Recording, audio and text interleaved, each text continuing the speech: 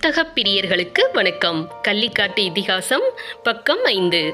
நல்லாத்தான் துவையல் அரைப்பா முருகாயி. காணப்பயிறு மணக்க வறுத்து அம்மியில வச்சு வலப்பக்கம் தட்டி இடப்பக்கம் தட்டி லேசா தண்ணி தெளிச்சு ஒரே பதத்துக்கு ஒன்னா நசுக்கி 2 காஞ்ச மிளகா, இத்துணூண்டு புளி, 1 பல்லோ 2 பல்லோ பூண்டு எல்லாம் சேர்த்து இழுத்தரைச்சு வண்டிமை பதத்துக்கு வந்தப்புறம் குளவிய அம்மியை விட்டு இறக்காம அதிலேயே நிறுத்தி ஒரு பக்கமா ஓரஞ்சாச்சு இடக்கையால் குளவி சுத்தி வலக்கையால் வலிச்செடுத்து வட்டியில் போட்டானா அந்த வாசனையே கூப்பிடுமப்பா கூல.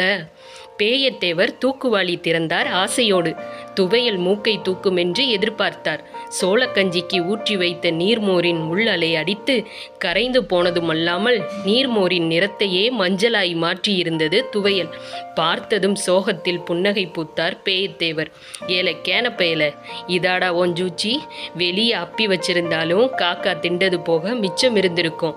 இப்போ உள்ளதும் போச்சுடா நொல்லக்கண்ணான்னு உக்காந்திருக்கியே. மொக்கராசு பேசவில்லை. துவையலின் தற்கொலையை அவன் எதிர்பார்க்கவில்லை. இரு தாத்தா என்றவன் படபடவென்று எழுந்தான்.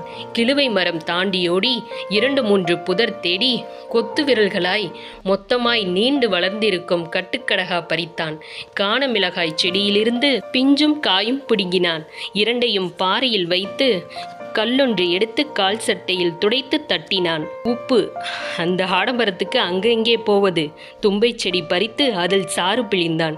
தும்பை செடி பார்த்தது உப்பின் உத்தியோகத்தை. 3ஐயும் ஒன்று சேர்த்ததில் மருமாத்தம் தயார். தூக்குவாளி மூடியில் அள்ளி ஓடி வந்து தாத்தா மருமாத்தம் என்றான். அவன் மீது ஒரு பாசப்பார்வை வீசிவிட்டு சாப்பிட உட்கார்ந்தார் பெருசு.